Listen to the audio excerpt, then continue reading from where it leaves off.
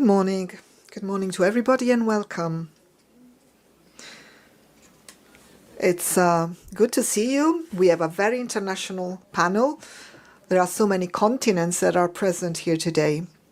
So we are here at this press conference presenting the document, A Call for Climate Justice and the Common Home, Ecological Conversion, Transformation and Resistance to False Solutions, by the Symposium of the Episcopal Conferences of Africa and Madagascar, SECAM, the Federation of Asian Bishops' Conferences, FABC, and the Latin American Episcopal Council, CELAM, coordinated by the PCAL, Pontifical Commission for Latin America. We give the floor and we welcome all our guests, Mrs. Emils Kuda, Secretary of the Pontifical Commission for Latin America, and we have Cardinals Jaime Spengler, Archbishop of Porto Alegre, Cardinal Philippe Neri Ferrao, Archbishop of Goa and Daman in India, His Eminence Cardinal Fridolin Ambongo Bezungu, Archbishop of Kinshasa, Democratic Republic of the Congo, and President of SECAM. The three cardinals have just been received by Pope Leo at the Vatican. So this is the document. It is a document precisely as I just said. And of course, it's very much related to Pope Francis' prophetic call for ecological conversion, Laudato Si, Laudate Deum, understood as an interior and structural change that impels us to take care of our common home with responsibility and compassion. Also, at the beginning of Pope Leo's initial address, he condemned the exploitation of natural resources and the marginalization of the poor. We would like to greet also Michael Czerny, who is present here, although I do not see him. Oh, there he is. Prefect of the Dicastery for Integral Human Development, Father Joseph Sayer, whom we know for a long time, former Director of Misere, and Monsignor Lizardo Estrada, who's the Secretary General of CELAM. So this document represents a continuity with the social teaching of the Church, updating it in the face of the ecological crisis, and it shows that the struggle for climate justice is not just an environmental issue, but a profoundly moral, spiritual and social one, involving the fate of the poor, the earth, and future generations. So I would like to give the floor to our first guest, Mrs. Emils Kuda. She was born in Buenos Aires. She earned a PhD in theology at the Catholic University of Argentina. She studied philosophy at the same university, political science at Northwestern University, and economics and business at the University of Business and Social Sciences. In July 2021, she was appointed head of the Office of the Pontifical Commission for Latin America, PCAL, and in February 2022, she took up her current position as Secretary of the PCAL.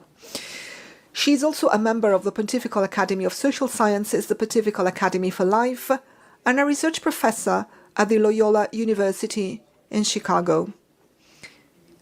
Emils Kuda participated as a UN guest at COP16 in Colombia last year and at COP 28 and 29. She was also invited to participate in COP 28 and invited to COP 30, which is going to be held in Belém do Pará, Brazil, in November 2025. So we give her the floor right away. Thank you.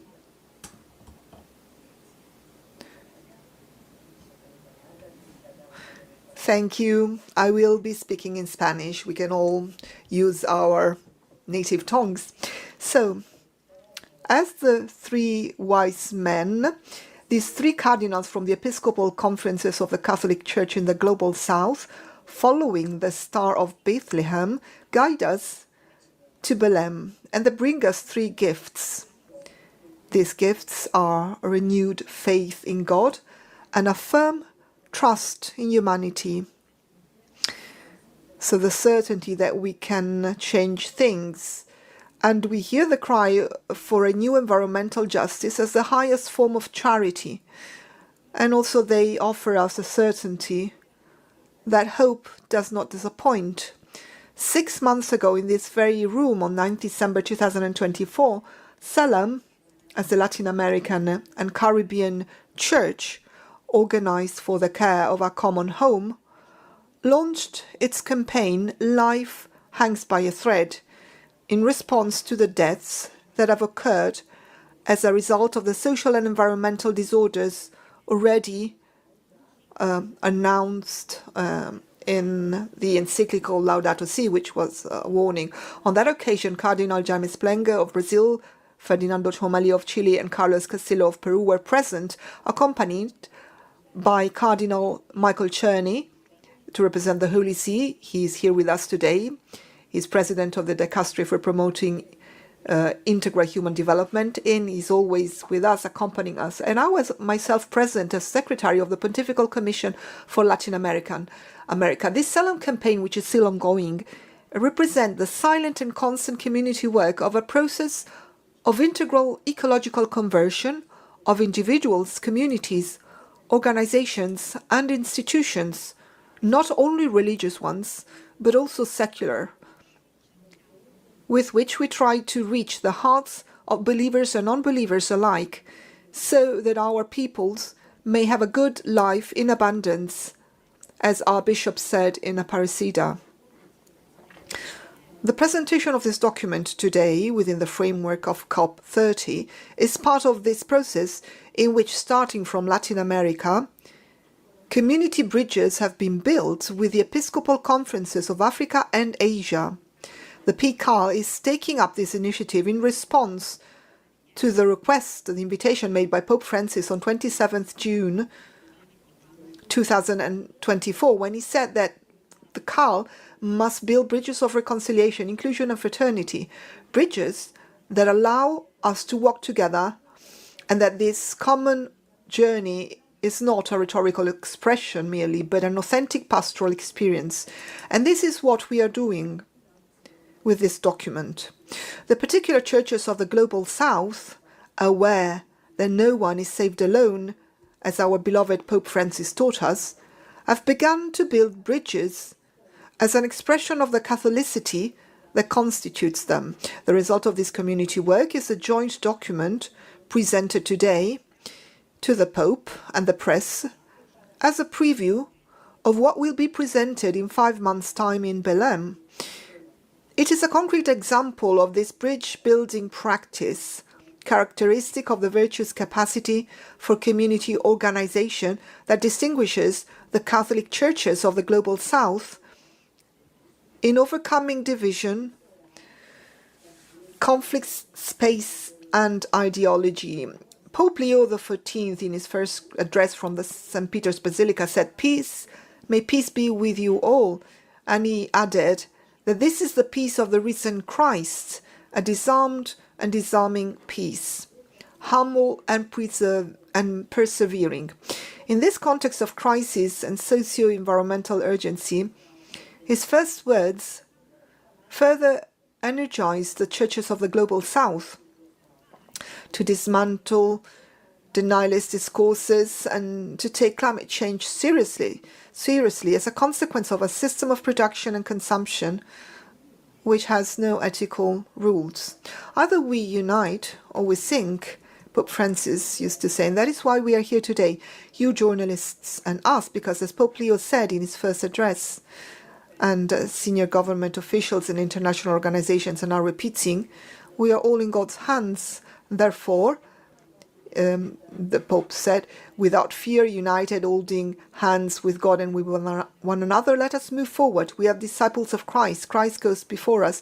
The world needs his light. Humanity needs him as a bridge to be reached by God and his love. As missionary apostles of a synodal church reaching out, we will go to the COP30 to build that peace in the midst of this war against creation, this piecemeal war, where many are dying and even more will die if we do not act now, as US scientists warn us. We do so because, as Pope Leo says, the Church always seeks to be close to those who suffer, particularly. And our people are suffering because in the Global South, life hangs by a thread. And on this occasion, I cannot but say on a personal level, but I must share with you the tears that are brought to my eyes when I think of the cruelty that is affecting our brothers and sisters in the Gaza Strip. Thank you for being here. The work of the press is an integral part of the gospel mission because it allows us to reach everyone. You sisters and brothers journalists, walk alongside us. I know this for sure. Thank you for your commitment and thank you for disseminating this document. We will do our best. Thank you for your reflection and for inviting us to renew our faith and commit ourselves to environmental justice and cultivate hope much more, particularly during this year, Holy Year, a valuable contribution to the journey of the churches in the global south. And let us now give the floor to the Brazilian Cardinal Jaime Spengler, Archbishop of Porto Alegre. Since 2013, he was created a cardinal by Pope Francis in the consistory of 30th September 2023, and he received the title of Saint Gregory the Great at the Magliana Nuova. He is currently president both of the Brazilian Bishops' Conferences, CNBB, and the Latin American Episcopal Council, CELAM. Cardinal Spengler also stands out for his open vision of contemporary challenges. His profile combines his Franciscan identity, theological studies, and ecclesial governance with a strong focus on the themes of synodality, social justice, and the mission in frontier contexts. He is an authoritative figure who embodies the spirit of the Church that is reaching out. And so, the floor is yours, Your Eminence.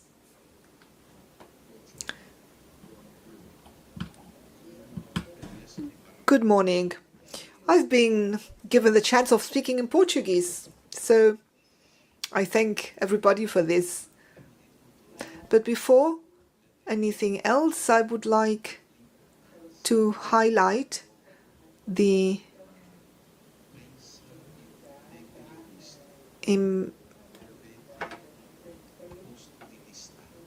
importance of journalists. The importance of journalists because you can help us so that the message and the concerns of the Church reach everybody. Because, of course, there are those who deny climate change, etc. So we know that this exists, and your job is so precious at this very time. And now I will switch to Portuguese. On behalf of the CELAM, the National Conference of Bishops of Brazil, CNBB, in commemorating the 10th anniversary of Laudato Si and the Paris Agreement, I would like to raise a voice that is not just my own, but that of the Amazonian peoples, the martyrs of the earth, of climate, we may say. The riverside communities and indigenous peoples, Afro-descendants, peasants, and urban communities who have tenderly cared for life in the midst of threats, a situation that led us to launch a campaign a few months ago, as Professor Emil was saying, a campaign aimed at defending them, protecting them. Life hangs by a thread is its title. The document we are presenting is not an isolated gesture. It is the fruit of a synodal process of spiritual and communal discernment among sister churches in the global south, Africa, Asia, Latin America, and the Caribbean. This document contains the main points for protection, proposals, and denunciations made by the Church in accordance with the magisterium of Pope Francis and Pope Leo XIV in relation to the climate crisis and the issues being discussed at COP30.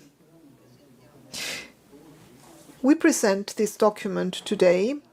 We presented it this morning to Pope Leo XIV, and we wish it to be considered in the preparatory stage for COP30. Its message is clear. There is no climate justice without ecological conversion. And there is no ecological conversion without resistance to false solutions. Or easy ones, easy solutions. So from the heart of the Amazon, we hear a cry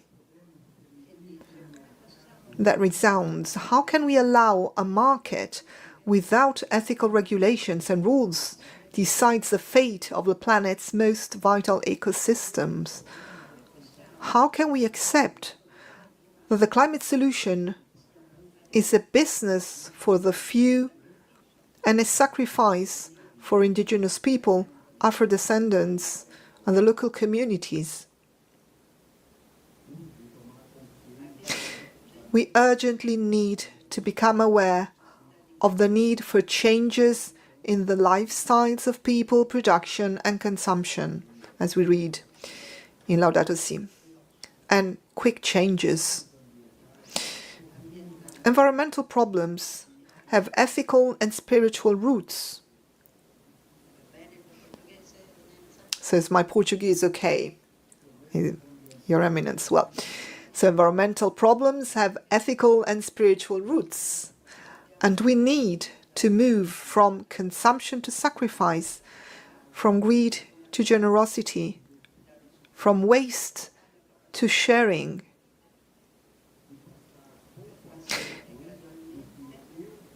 To gradually pass from what I want to what God's world needs.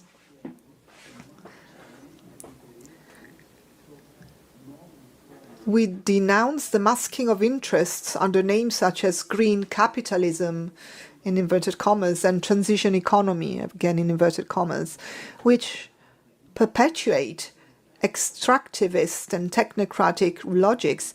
We reject the financialization of nature, carbon markets, so-called energy monocultures, without prior consultation. The recent opening of new oil wells, even more serious in the Amazon, and abusive mining in the name of sustainability and illegal mining. This extractivism that causes so many deaths in so many different places. On the contrary, we embrace the joyful sobriety of which Pope Francis spoke, inspired by the good life, buen vivir of the Amazonian peoples. And we are committed to a transition that is just, popular, communal, placing women, young people, and the communities at the center. Every change requires motivation and an educational path. From the region that will host COP30 on the doors of the Amazon, Belém, we offer the ecclesial commitment to educate in integral ecology, to accompany communities that suffer, and to remain vigilant with a climate justice observatory that will be promoted by the Ecclesial Conference of the Amazon, SECAM, and which will be promoting, among others, studies and the monitoring of the levels of carbon emissions at the national level. We are convinced that ecological conversion is not an option for Christians or just for Christians, but an option that comes from the gospel, is a calling from the gospel, and we believe with Easter hope that it is still possible to change course We can still do that. And we will do so with our feet rooted in the ground and our hearts in the kingdom of heavens. And last but not least, I would like to add that this document which we presented today was made possible thanks to the cooperation that started in March, and that included the participation of Catholic organizations, including the Ecclesial Conference of the Amazon, SEAMA, Caritas Internationalis, Caritas of Latin America and the Caribbean, Caritas of Brazil, the Ecclesial Pan-Amazonian Network, REPAM, the Ecclesial Ecological Network of Mesoamerica, REMA, the Network of Churches Franciscanos International, and the movement Laudato Si, together with the Episcopal Conferences and the Episcopal Councils of Africa, Asia, and Latin America and the Caribbean, that we represent here today.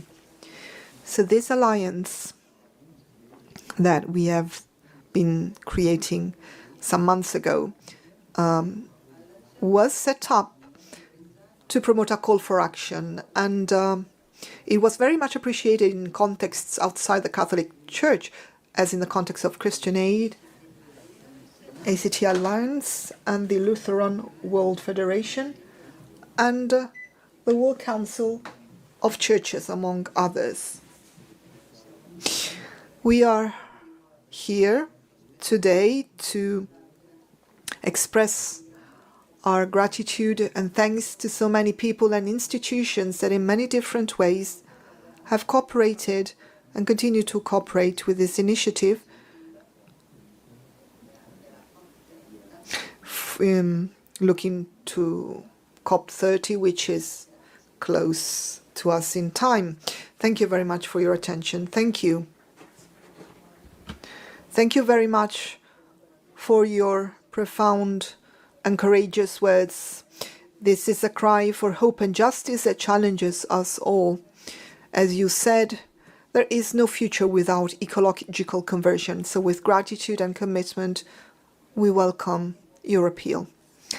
And from America, we pass to India, where we have, sitting over there, Cardinal Felipe Neri Ferrao, born in Goa, Patriarch of the Eastern Oriental Indies, is a man of listening and mediation, has shown particular commitment to evangelization through catechesis and education, promoting a pastoral ministry deeply attentive to the family, young people, and migrants.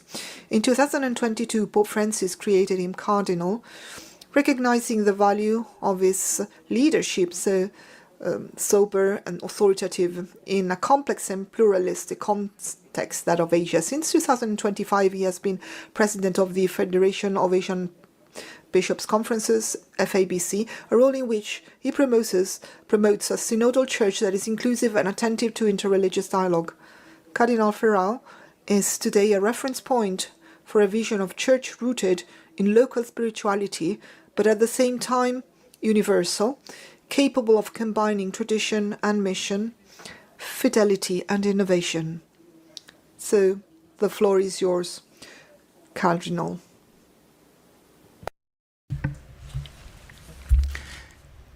I'm indeed grateful that the esteemed organizers of this press conference have allowed the three of us to speak in 3 different languages.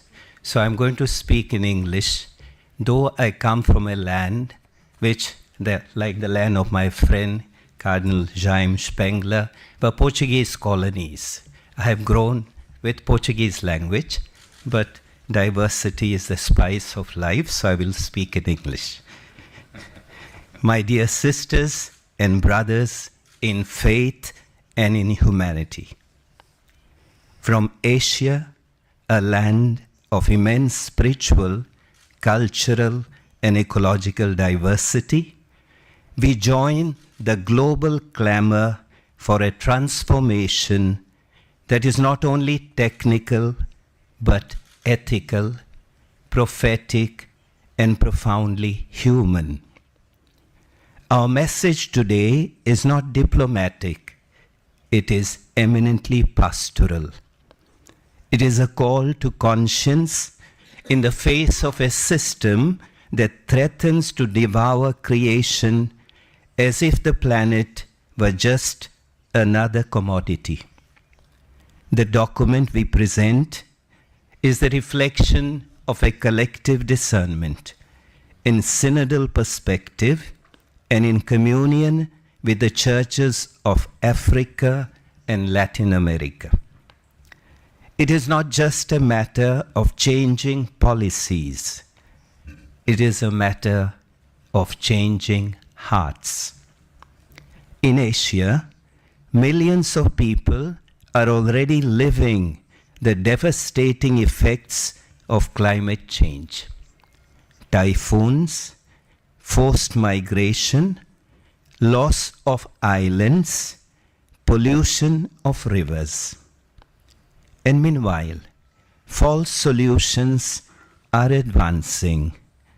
Mega infrastructures, displacement for clean energy, clean in inverted commas, energy that does not respect human dignity, and soulless mining in the name of green batteries.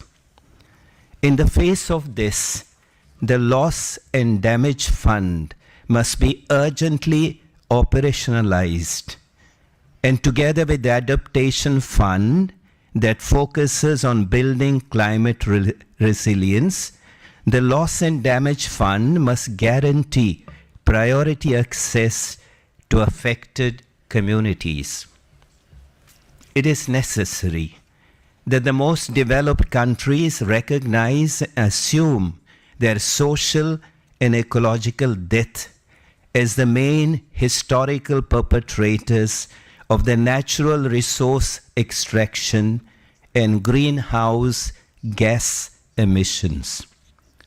It is estimated that this climate debt of the global north will reach $192 trillion by 2050. In addition, it is estimated that approximately $2 trillion are extracted from the global south every year through corporate, banking, and governmental mechanisms. We therefore call for fair and accessible climate finance for local communities and organizations, including women, that does not generate more debt to ensure resilience in the global south. Likewise, we demand that the ancestral wisdom of our communities be heard.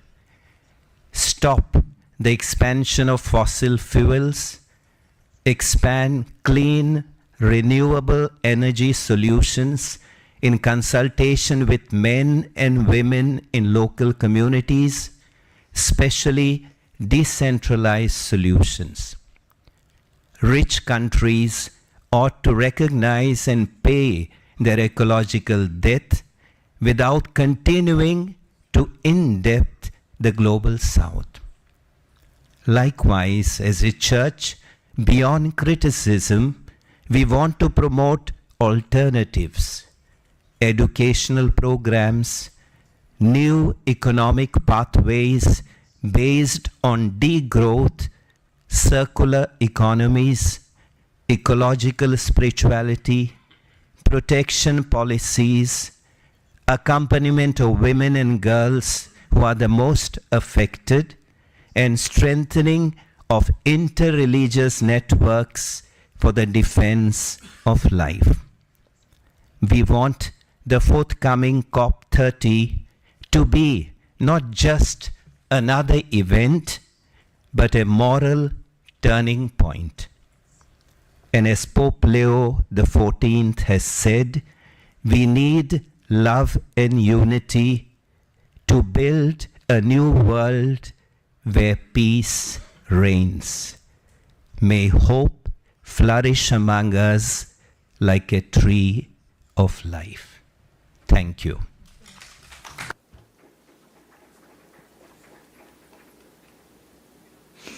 Thank you for your words. Your Eminence, the voice of Asia, rich in spirituality and concreteness, illuminates the path towards a climate justice that is truly human and integral. So we welcome your call for conversion, the conversion of the heart, not just of policies, with gratitude. And we now move to Africa with Cardinal Fridolin Ambongo Bezungu, Capuchin of the Democratic Republic of the Congo, Archbishop of Kinshasa. His ministry has always combined theological teaching with a concrete commitment vis-à-vis the social fabric of his nation, particularly in the defense of human rights and the fight against corruption and the exploitation of natural resources. Created Cardinal on 5th October 2019 with the title of Saint Gabriel the Archangel at Aqua Traversa, he is a member of the Council of Cardinals established by Pope Francis, and since 2023 has led SECAM. In short, you are a theologian capable of teaching and building, a leader who bridges the gap between faith and social reality, and a cardinal who combines pastoral dedication and moral rigor, a key figure in the African Church on the global scenario. So the floor is yours. Thank you. Thank you. Thank you warmly for your words.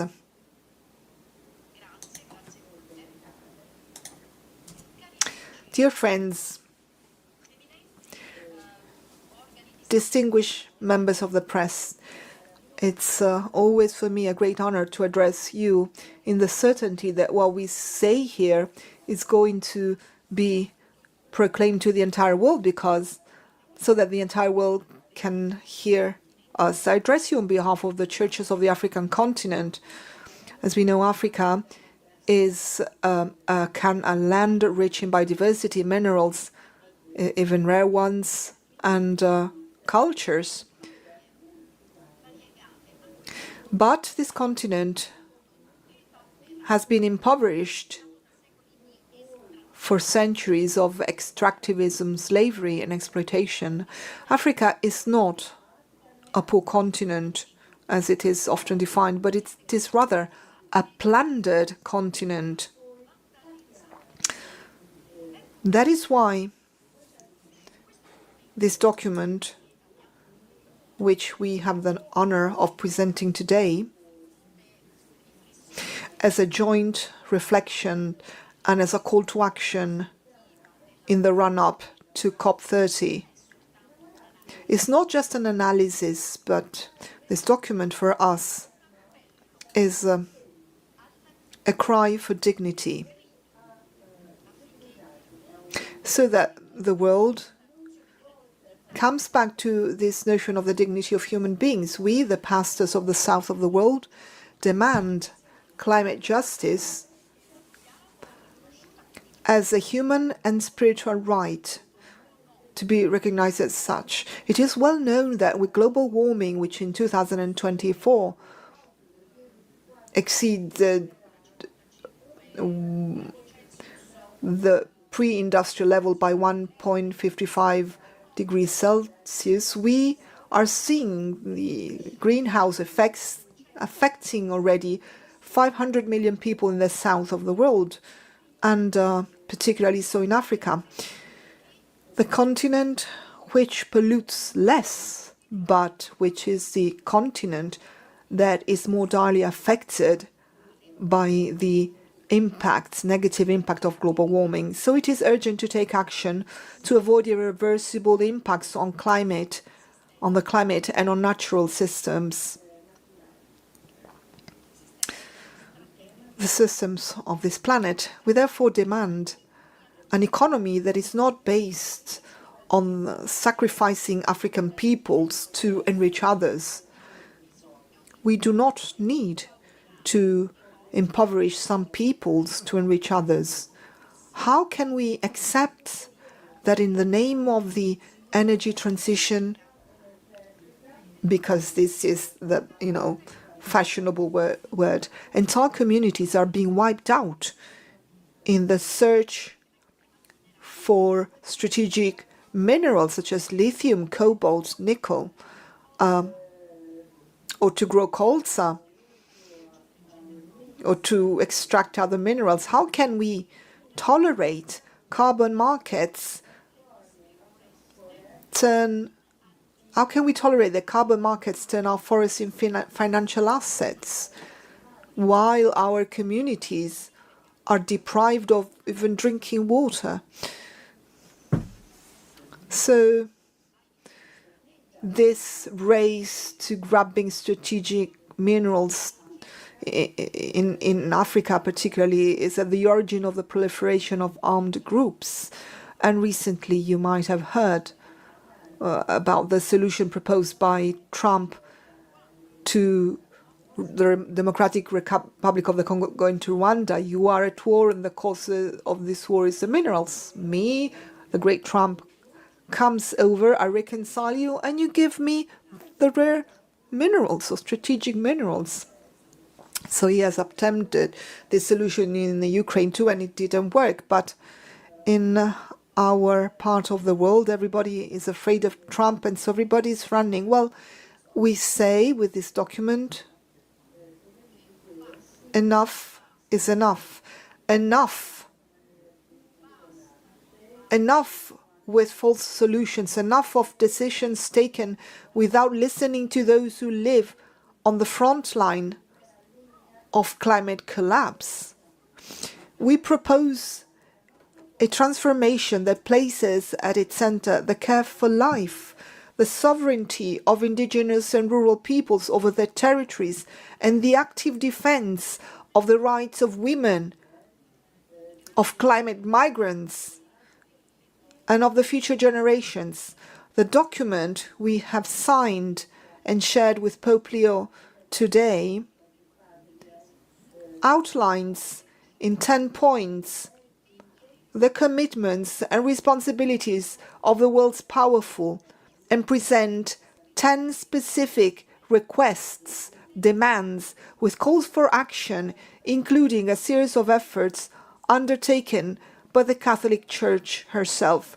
As a church in Africa, we commit ourselves to strengthening the spirituality of care, to forming new generations in an ecological ethic, and to building an intercontinental alliance of the south of the world to say with one voice,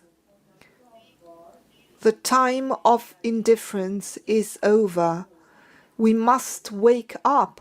Africa wants to live. Africa wants to breathe. Africa wants to contribute to a future of justice and peace for all humanity. And it will do so with its faith, hope, and its invincible dignity. Thank you for listening to this voice that comes from the margins, the peripheries, but that speaks to the heart of the world. And I thank you for your attention. Africa must live. Thank you. Thank you so much. We are with you in this journey for a fairer and more just future. I would like to invite Cardinal Czerny to come over if you would like to express a sense of communion in connection with this initiative. Please take my seat.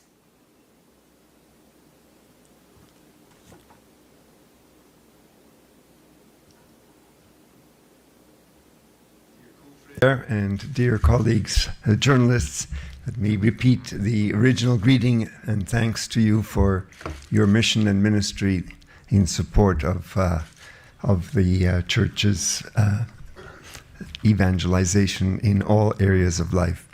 I'm very happy to be able to say just a brief word of gratitude and support for the document which is being presented today, and for the three cardinals who have spoken, each in the name of his respective conference and respective continent. Those of us who are old enough to remember the launching of Laudato Si 10 years ago, I wonder if there's anyone who could have imagined this press conference as a fulfillment and an implementation of Laudato Si. This is an extraordinary, truly extraordinary expression of what Pope Francis has called for and what Pope Leo is continuing to underline and call for. So I'm very grateful also in the name of our Dicastery for Integral Human Development, who is very happy to accompany the process like this and to rejoice with the whole Church for this expression of solidarity, of concern, of moral appeal, and finally of faith in our Lord and in our Heavenly Father's providence for our planet.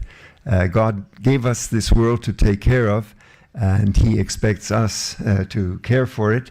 And what we have heard today, what we are celebrating today, is exactly that, is caring for our planet, which, as Pope Francis said, is equally an ecological and a social challenge.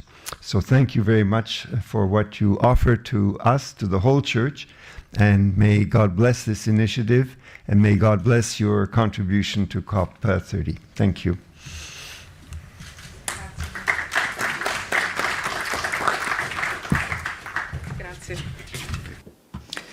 Thank you. So now it's the turn of journalists. There is Jacopo who has raised his hand. Jacopo Scaramuzzi, La Repubblica newspaper. I don't know. I'll try in English. 2 questions. The first one, did you or will you, or is there the possibility that Pope Leo participate to the COP in Belém? Did you ask him, or will you ask him, or do you think there will be this possibility? First question. Second question, was there some kind of agreement with the European bishops, with the both COMECE or CCEE, with the two twin organization of Episcopal Conference in Europe and also in the United States? How did it work, the coordination among you, and if there is some kind of tentative coordination also with other Episcopal conferences? Thank you.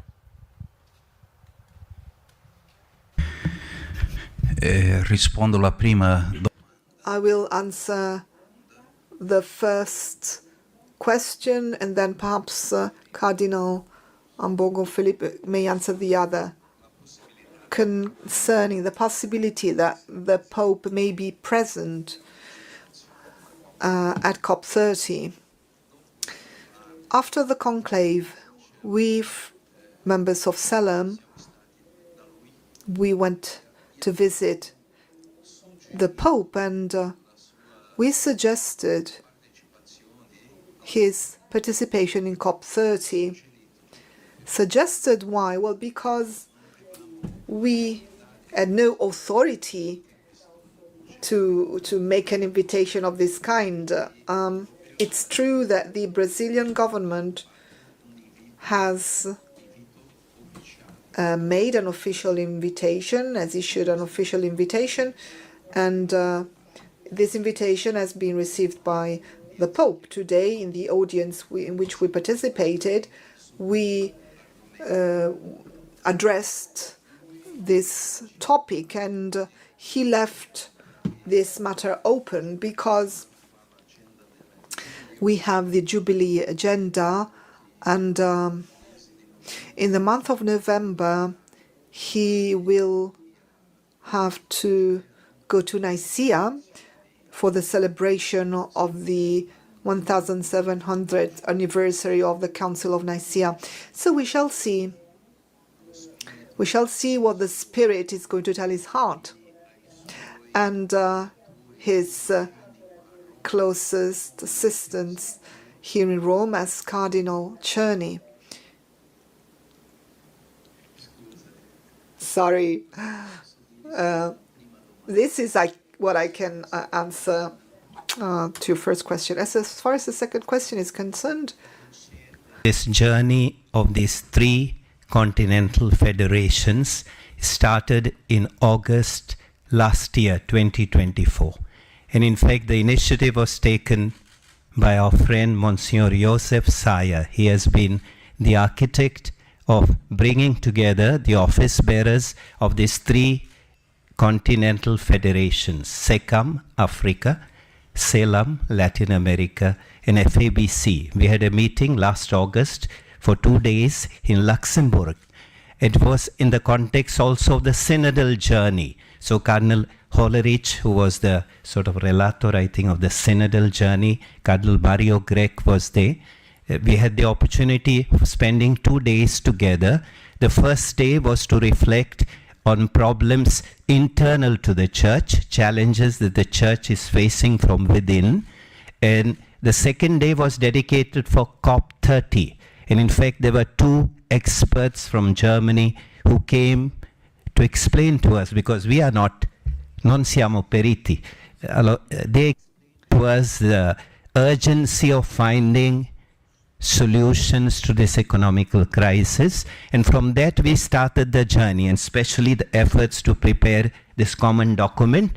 We had quite many Zoom meetings, these 3 continents. So at the moment the journey has been of these 3 continents, but I know that efforts have been made to reach out to the other continent like CCE. Monsieur Sayer told me just a few days ago, he even spoke to Cardinal Nemeth, who, if I'm not mistaken, is the vice president of one of the vice presidents of the CCE.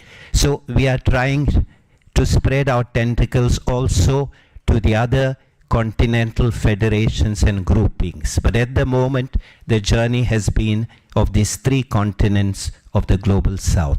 That's what I can say at the moment about these bridges. Obrigada, Cardeal. Thank you. I am Claire Jangrave with Religion News Service. I have 2 questions as well. My first question would be for Dottoressa Kuda. Is this working? Okay, all right, sorry. So I would like to know more about how this came about. What was the work and thinking? What were the documents that inspired this report? What was your reasoning in actually drafting it? When did the idea start to prepare it? Just a little bit more about the backstory of this document. And then my second question, I'm sorry, it's a little long-winded, but I was thinking about it as you cardinals especially spoke. What do you do when you're a Catholic and you're led in a country by a leader who is not perhaps concerned with the environment, is not concerned with the migration crisis that follows it? What is the responsibility of Catholics when it comes to engaging, especially in a world where we see organizations that involve different representatives like COP meetings having less and less impact and so much more depending on these very powerful world leaders? So these are my questions. Thank you.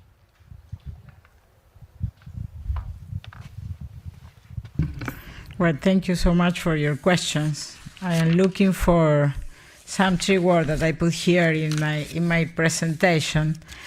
I think the key is how to be over the conflict, the part, the space, and the ideology. Do you know very well about these 4 principles of Pope Francis? But sometimes we repeat this and we have not the possibility to incarnate this. And in my opinion, of course, the Global South Church is a concrete example of that, because maybe we are poor there, but we have something absolutely big for us and for the world, and it's the capacity of do organization. At the moment, that is not easy to find around the world. The organization is one of the most important human things that we lost.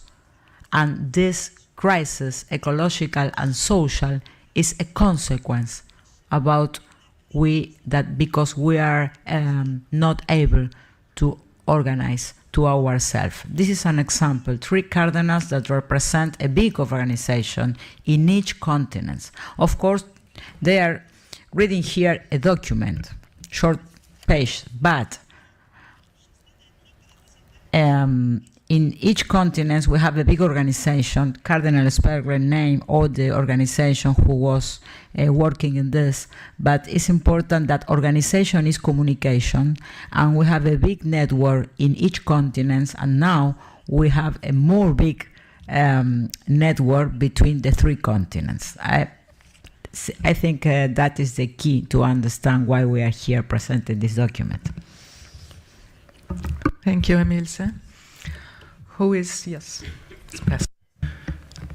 La seconda domanda, che è So the second question is complex, Cardinal Spengler. And it's difficult really to give you an answer. What can I say? Well, there aren't just leaders who do not help in raising awareness or do not appeal to people's conscience when it comes to climate change or the crisis we are experiencing. And I think that this is an aspect that we all have clear in our minds. But we as men and women in the church and of the church, well, we start from a perspective of faith, and we are enlightened also by scientific data. Science tells us that we are going through a difficult time and that it is necessary to take courageous decisions, brave decisions. It's true that there are political and economic ideologies that are opposed the data that faith and science give us. So how can we act or react in the face of such a situation? Well, I think that our goal, our task is to raise awareness, to educate people, and to have the courage of proclaiming prophetically what we must and can do, not being afraid. Pope Francis used an expression which is very interesting, speaking with parousia, courageously, bravely. I think that this is our role in today's society. I don't know if I was sufficiently clear in my Italian, which is limited to cooking. Thank you. Thank you. Thank you, Cardinal Spengler. Thank you, Claire, for your question.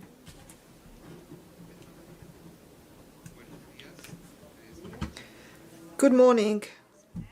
I'm a Claretian missionary, and I am a member of the Claretian team at the United Nations in New York.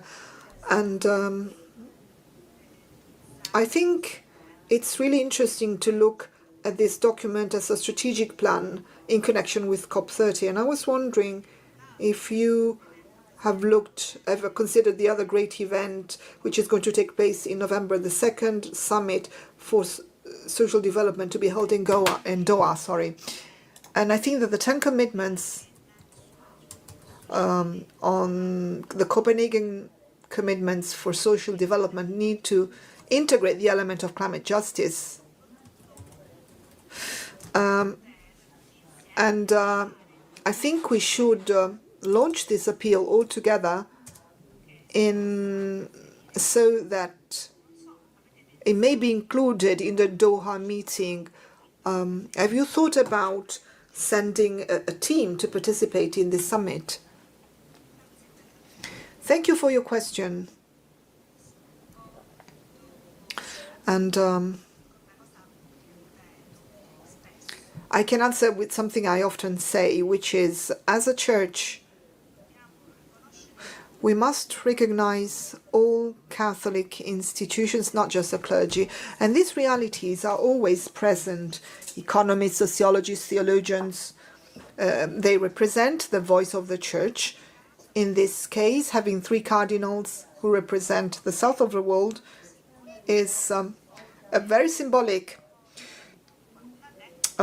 language, in a sense. We are no climate experts, I'm not, but this type of experience is precisely what gives the necessary strength for all people who belong to other institutions, research centers, international organizations, and so on and so forth, who follow evangelical principles expressed in a secular lay language, may understand that there too there is the voice of the Church.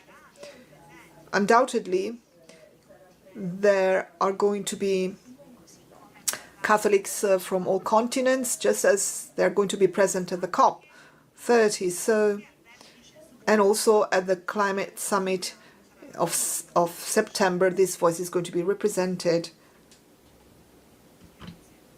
Thank you, Franca Giansoldati from Messaggero. In this document, which is very interesting, you speak about economic degrowth.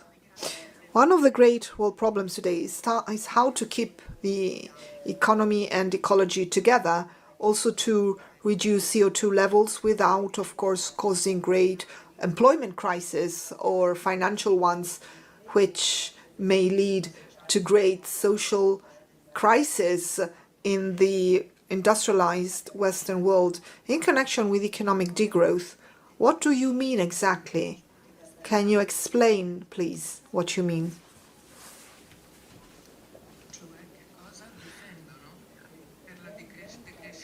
So what they propose, what they mean by economic degrowth.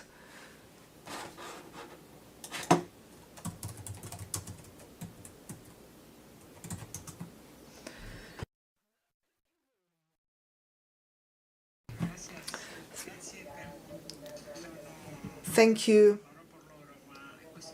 Thank you for your question. Well, I'm not speaking on behalf of the cardinals, but this document was produced together by people from different institutions, so economists, ecologists, etc. So perhaps we should ask these questions to experts, because the cardinals just presented this document, but they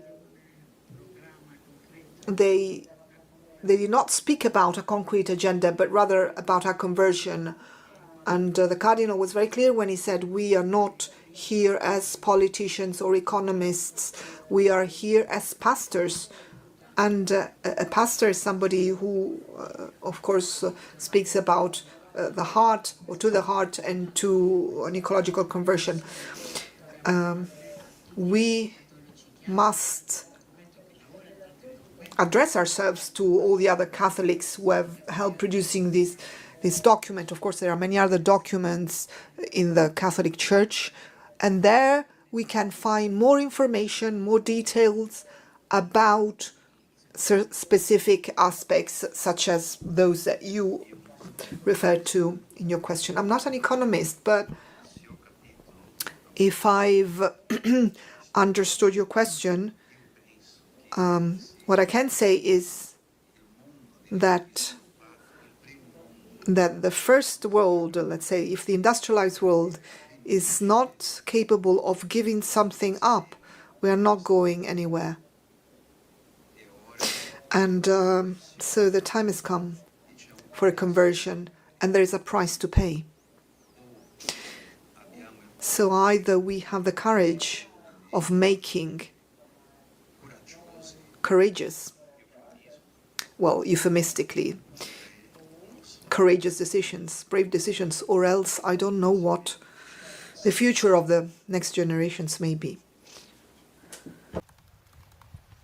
Bene, ecco, andiamo all'ultima. Last question, Eva.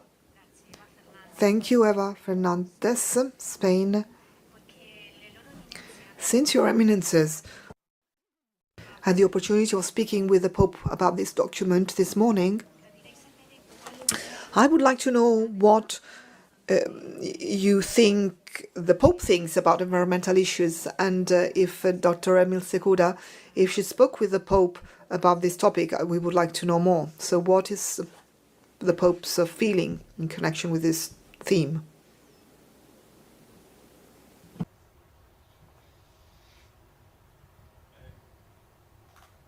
Merci. Nous sommes très très heureux.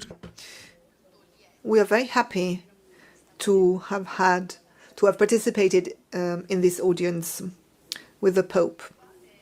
And the Pope has the same sensitivity as Pope Francis concerning the protection of our earth. And in this connection, Pope Leo is in full agreement with his predecessor. So we are very happy to share with him the same concerns that we shared with Francis, and to find in him encouragement in connection with everything that we developed here. So he encourages us to continue to move on, and we can truly count on him. So in this sense, Pope Leo's sensitivity is just the same as that of Pope Francis. And so we are very happy about this. Thank you. I would like to end this meeting thanking, of course, all our speakers who are available for short interviews here. I would like to thank our team, our technicians, for helping us. I would like to thank our journalists who are here with us, connected remotely. And also I would like to thank the persons who are here in person. And I would also like to thank our interpreters who have had so much work today. And then thank you back. So thank you very much and see you soon. For photographs, please, I would like to ask our guests to remain here so that we can take pictures. Thank you.